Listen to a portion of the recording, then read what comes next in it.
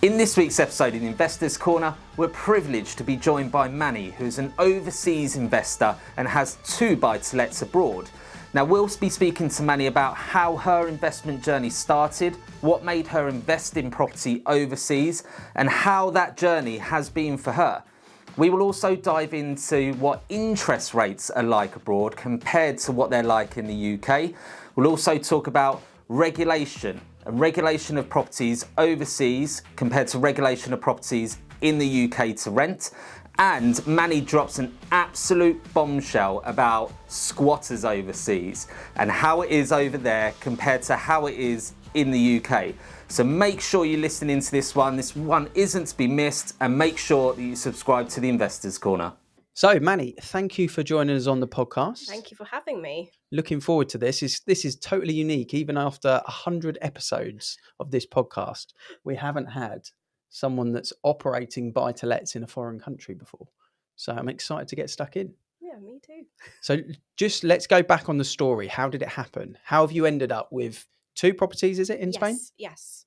So so back in time, I was living in Madrid around 10 years. So about 10 years ago, I started living in Madrid. And I did need somewhere to buy. It was the perfect time to buy because this was 2008 crash, basically. Just after the crash. Just after the crash. Shrewd. So, yep. So it was a great time to buy. Had a bit of help from Bank of Mum and Dad. Mm-hmm. And I bought a property, 3-bedroom property, for the price that my friend bought their 2-bedroom property in the same complex. Okay. So, yeah. They obviously did it before the drop. Yes. Okay. Yeah. And that has become a form of income since I've been living back in England, because you can't leave, unfortunately, you can't leave properties empty for too long in Spain before the squatters will move in. So it's even renting out cheap to cover the mortgage and the community fees. It's worth, just for peace of mind, to have somebody there. Even in somewhere like Madrid, that's a Yes, common problem, is that it, with is a vacant problem? Huge problem in Madrid. Okay. They actually have actual clubs, like Facebook groups and they give you courses on how to break into a property and occupy it. Wow. Now that's a Facebook course that I'm not in, but I'm You're in all the Facebook I'm groups. quite interested to know what that course looks like. Yeah. That's amazing, really, and in not in a sort of scary way, not in a positive way, it's but very organized. yeah. Even in the center of the city, historical buildings completely occupied by squatters. So when you purchased that property, sole intention was to live in it? Yes. So Mike will clarify that as an accidental landlord that's now decided they're going to move out of the country or out of the area in this case, and as a result, buy to let, let it out. So that's what's happening with that property. We're going to touch back on those kind of squatter rights, I think, because I'm interested to know how that differs in Spain to England, because it sounds topical, but there is another property as well. So let's get the backstory on that. So that was basically purchased again with the Bank of Mum and Dad to enjoy, basically, partially retirement home. And because I was living in Madrid at the time, it was 7 hours drive away. I'd spend the weekend at the beach or the whole of the summer on the beach, because I wasn't working during the summer because I was a freelance translator English teacher. So I could enjoy the summer on the beach. And that was also with the idea to another way of generating income. And it was generating income up until about 2015. We stopped doing that. 2016, we stopped doing that. What was that? As in, you were doing Airbnb, you were doing short-term rental, holiday let? So at the beginning, it was short-term rental, but then it became more lucrative, found to rent to golfers during the summer periods. So we started doing that as well, because I hated going down there during peak period because it's just too busy for me. I like calmer beaches. So, yeah. Interesting. Did you buy that at the same time as the other one? Did you buy that later? So that was a bit before, a little bit before the crash. Oh. So that was at the height, was it? Yes, but the property market in the south of Spain is a lot slower than somewhere like Madrid. So the prices didn't drop or go up so quickly. Okay. So more sort of comfortable Yeah. levels on that particular one. So when you say the Bank of Mum and Dad, did they buy that particular one outright for you, or was there mortgage involved? Or So it's outright. Okay. It is outright. I And- have a mortgage on my Madrid property, but not on the beach house. So moving back to the UK, Yeah. I guess what we're interested to know is the decision was sell both, sell one, Hmm. or rent both out. You decided to rent both out. What was going through your mind when you made that decision? The idea was, well, my parents basically, they have this concept of losing value.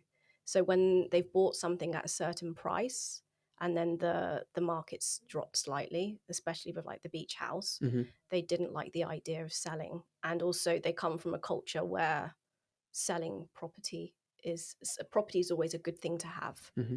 You know, you can lose your job, horrible things can happen in life, but if you have your property, that's something to have. And you know, they have my dad has a portfolio. So he sees it as an asset. Yeah. He has a portfolio of property. So he's a landlord, student rental landlord here in the UK. So he has that. Before you said student rental, Andy was thinking, hang on a minute. Yeah, I was just about to drop it in on this whole conversation. I know a letting agent. Do you know a letting agent? Yes, I do. He's right here. Interesting. So the property was bought before the drop as an idea of having somewhere to go to in the summer, but also to make some income, which was great. And also retirement. And the retirement plan. Where they are now, actually. They're on holiday now. So yeah, they enjoy that during the winter months. And how does it work as an overseas landlord, as in you're overseas from Spain? Yeah. How does it work? Let's just look at the Madrid property. What's the difference in renting a property out in Spain in comparison to the UK? Okay, so the rent market in Spain is nowhere near developed as it is in England, because culturally people have this idea of wasting your money if you're renting. People will save to buy their own property. So the rental market is very spotty. A lot of the people that will rent or landlords will not be the best type of people. So they brought in very strong legislations in 2016 to regulate everything. So to rent out your property, you have to be a registered landlord and certain things have to be up to code. Okay. What's the registration? I guess that's the question that we want to know. When you say who's the governing body of that? Is it the government or? So the way Spain works, you have different, almost like federal states, communities. So in Madrid, it would be the Comunidad de Madrid, which is the Madrid community. I knew that one. Right. So you'd have to register with them as an official landlord, and they'll give you certain protections because you can get landlord insurance. If your tenant doesn't pay you, they lose their job, which is something quite common in Spain. You'll get your rent paid. Just all these extra things. You can register as a landlord and also as a tenant with the town council, the Comunidad de Madrid. Interesting. Okay, so you register as a landlord. Is there any like tests or anything that you need to prove to be a registered landlord? Again, your property needs to be up to code, up to scratch. If it doesn't pass these certain things, you won't be on their list as a trusted landlord. Fine. And what are those certain things? Sorry to put you on the spot, Manny, okay. but I'm quite intrigued and to know. And he's got his torch out and he's shining it in her eye. Certain things. So imagine you live in somewhere like Madrid. It's got continental weather. So you've got Death Valley heat summers and then snow during winter. So in that case, you need to, have some type of climate control in your house, almost, air conditioning, heater. A lot of people still don't have that in their houses in Madrid, but you think it'd be a given, but that's something that is necessary to consider a property to be habitable. I think aircon is going to become more and more relevant in the UK as well as things are getting warmer. Summers are getting longer and warmer in the UK, which sounds great, but then you go up to your bedroom and you try and go to sleep and it's almost impossible. Imagine living in second, third story flat, that's got no air vent or no flow. So I think that's going to become more common. So it makes sense that that's something that you would need to have there for sure. Yeah. So just things like that. You need to have access. That a lot of things in Spain.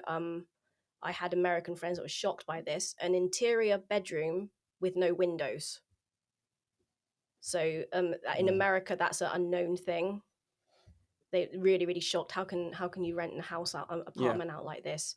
So certain things like this, you need to have some type of exterior access, whether it be a window.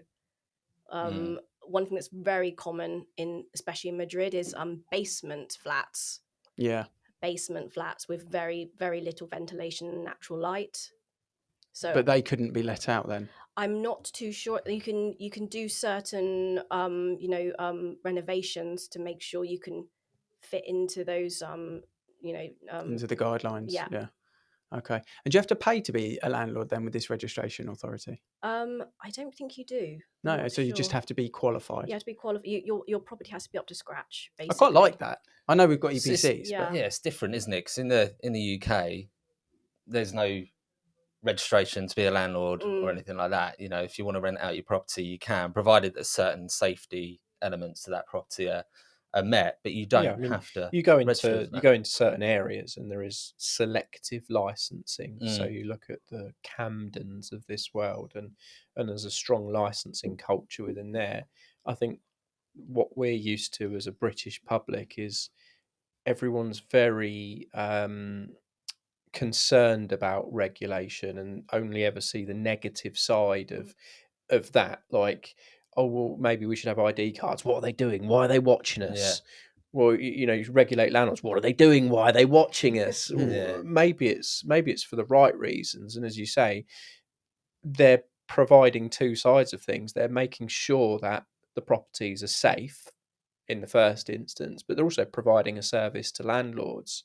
So it's potentially with insurance products, that kind of thing, covering its own costs in making it a service for landlords who fall into being landlords. Okay, well these levels have to be met, but I'm also going to get this professional level service back from Comunidad de Madrid. It's not bad. Nice. I like it, Mike. I like it. Not bad at all. Going back on the tenants and the kind of squatting rights. Yes. How does that differ to the UK? It sounds to me like if they're in there, it's hard to get them out. Yeah, I think in this country you can't. It's very difficult to squat a residential property. Business, I'm not too sure how much has changed since I last looked at this. Business premises, I think they could still squat with better ease anyway. In Spain, the whole idea of squatting is just, it's a normal thing. Like here, it'd be like, oh my god, that house has got squatters in it. Yeah. But in Spain, like, oh yeah, that flat's got squatters in it. Products like the ring camera. I've paid for Securitas, alarms that's connected to like the police and stuff like that. €30 a month for each property, but that's worth the peace of mind because then you can prove someone's broken in. Yeah.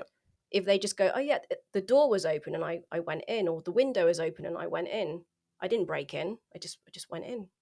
So that's the bit where you're breaking the law, is breaking in. Yeah, but not necessarily being in there. You got to prove that this person's broken in. Okay. So that's why I've paid for the extra security of like if someone opens that door without having the magnetic fob, that counts as breaking in. But if someone's gone into my house, even if they've jimmied the lock, and they've gone in, they can just say, no, it was like this when I got here. I didn't do anything. Is there an argument to say, because squatting's so prevalent in Europe, that it actually motivates people who own property to make use of them? Because there's a massive empty property problem in the UK, particularly in London. So Madrid and London, comparable on some ways, incomparable on others, but there's a massive problem that thousands and thousands of properties sit empty in London because of overseas investors who just buy for the market. Big properties as well. Yeah, all sorts. Yeah, from top to bottom. I mean, we live around the corner from Virginia Water here, and on the Wentworth estate, it can be double digits vacant most of the year. Which is crazy. People just don't care. They'll just leave them empty. Put the security on them, leave them empty. Price goes up, all good.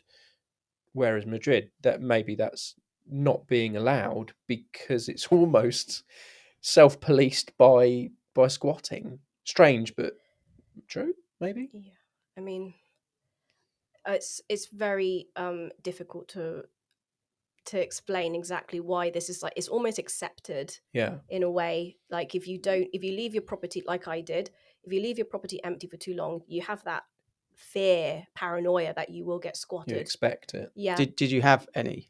No, because pretty much rented out straight away. Okay. And what about interest rates? You said you got a mortgage on the one in Madrid. Yeah. So how are the interest rates comparable to the UK? I mean, at the moment, the average is like 5%, something like that. So it's mind-blowing, the whole you have a fixed rate interest here, but it's not really fixed rate, is it? Because it only lasts for 2, 3, 5 years. Yeah. Spain is not like that. So you have different types of interest, fixed rate, and ones that are related to the Euribor, like the base rate. Yeah, exactly. So I think my mortgage is okay. Obviously, we are affected by interest rates, but it's not the same issue like here in the UK, where people are paying quite a chunk more. Counting down the months until it goes up. Yeah. It sounds like maybe there's more balance on the tracker rates that track the kind of, the bank rate effectively. It sounds like maybe in Spain there's a bit more synergy with what happens with that, whereas here it's not necessarily always dictated by the base rate. It has a relevance, but there could be a big difference between what the base rate is and what the average interest rate is. I think it's the same in the US as well. You take an interest rate, and if it's fixed, it's fixed. Yeah. Indefinite. You like 10 years plus, like for the mortgage, not for the. It's like a teaser rate we get in the UK. Yeah. It's not anything else. And you've become a landlord by moving back to the UK, different reasons that we don't need to chat on the podcast, but you've moved back to the UK. You decided to keep the properties, make an income and a retirement plan with them as well. Yeah. If you had the money from selling them today, would you reinvest the money in Spanish property again, or would you invest it in UK property, or would you do something else with it? I think the UK market is a little bit more exciting than the Spanish market. Spain, you have a massive surplus of properties. They went mad because the culture in Spain is, like I said before, it's not to rent, it's to buy. And Spain is a huge country of swaths of it that are uninhabited. So you have all this land. It's not like here. And that whole idea of like a leasehold and freehold doesn't exist in Spain. Everything's freehold. Okay. Everything's freehold. So yeah. I mean, if we were going to write our list of wishes, that would be one thing, right? That'd be definitely one of the top of the list. The estate agents are much happier with that. I think it break what you're talking about. The culture breaks a bit of a stereotype, because we're kind of fed the thing that British people are obsessed with home ownership, whereas others don't care so much. Yeah, I think definitely Southern Europe, the whole idea of having your own home, again, it's that blanket of security, isn't it? Security blanket. Same in Asia, you want your own property. It gives you that type of assurance that when you retire, you'll have somewhere to be. You go to places like Germany or Holland, where it's normal to rent. People go all their lives without owning a property in Germany, because it's just so normal.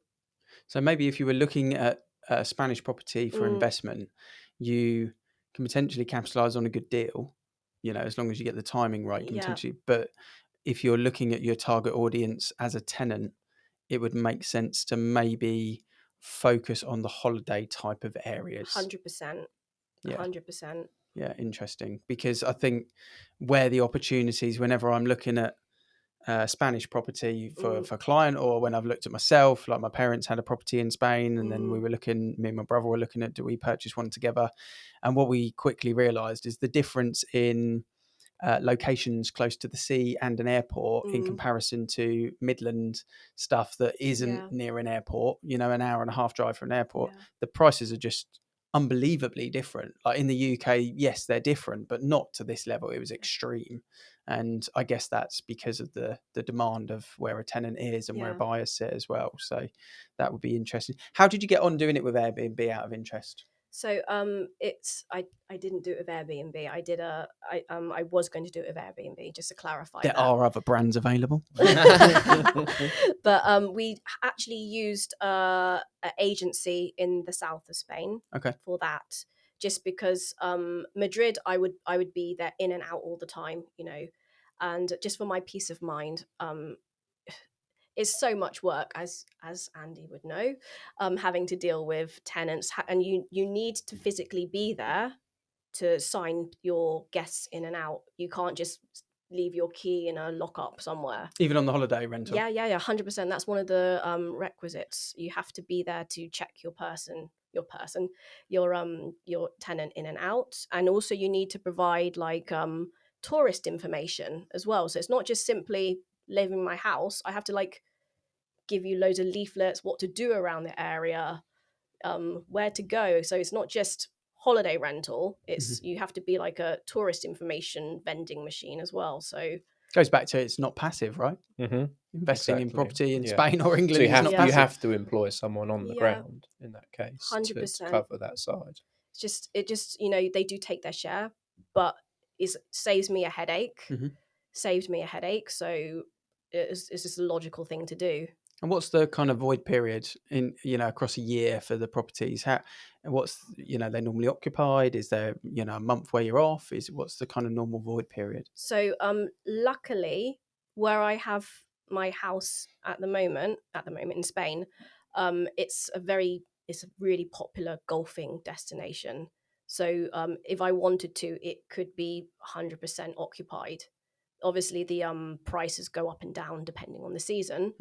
But during like this time of year, it would be golfers, and during the summer, I would get a whole month, 2 months by the same family most of the time.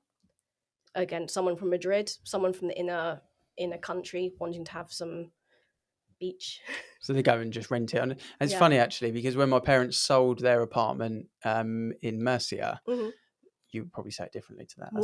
That's the English. That's the English version of Murcia. Thanks for the translation. Yeah, no problem at all. Great Estrella. They've got their own Estrella actually. You've got the Barcelona red one and then the Murcia green one. You definitely didn't nail that. Just FYI. That's how they say it out there. Murcia. I'm not going to try. But when they wanted to go back, because they sold the flat, they did quite well actually at the time of selling it. What they looked at was a 4-month rental. So they decided to go back outside of summer because it was too hot in the summer. So when obviously it gets cooler in the UK, so typically around now actually I think it's sort of like September to December or something like that. They did a rental on that basis and it just worked out like amazingly cost effective, you know, and that seems to be similar to what you find, but with nationals moving from I guess cities to the coast. Interesting stuff. Well, thank you very much for coming on the podcast and sharing your insight into Spanish accidental landlordship. And accents.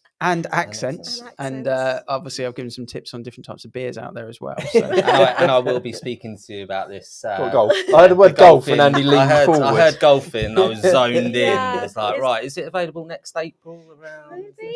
It's a Costa del Golf, Costa del Sol. Okay, I'll be there. I'll chat to you. Keep it simple. I reckon Ian can nail that one Prince as well. Andrew likes golfing around our area. I don't know if that's a selling point I or don't not. know. Yeah, I might get that ring doorbell. Even he might sweat in August. Get that ring doorbell. No, it's been very insightful. And I think what it's prompted us to do on this podcast now is to go and find landlords in other countries as well, because there's quite an insight for people in how it works, you know, rentals in different countries. It's been interesting to hear about the squatting. It's been interesting to hear about the demand, how things have just unfolded for you as well in kind of your circle of life and how you've gone, you know, back into the UK and ended up keeping hold of the properties. And I think for us, we'll get more people on. So, yeah, thanks for your insight. Thank you. Why have we made the Investors Corner podcast, Ian? I think online at the moment, there is just way too much noise, waffle and nonsense. Everyone's got an agenda. So the goal was to make a podcast for people that want to invest money in property or other areas where there's no waffle, there's no nonsense, there's no agenda. It's opinion-led, but it's an honest opinion. And it might not be the right answer, but we're going to share it. So on the podcast, we're going to supply people with access to mortgage brokers, financial advisors, planning experts, development consultants, everything around the property industry and the wider fields. Yeah, so if you're looking at investing in the future, you know that just having an income from your employer or from your business is not enough to give you the life that you want down the line. we're going to hopefully give you some of those answers that will give you the solutions you need for the future. So please hit the subscribe button. The more subscribers we get, the better guests that we can get on and the more people that we can reach. So hit subscribe.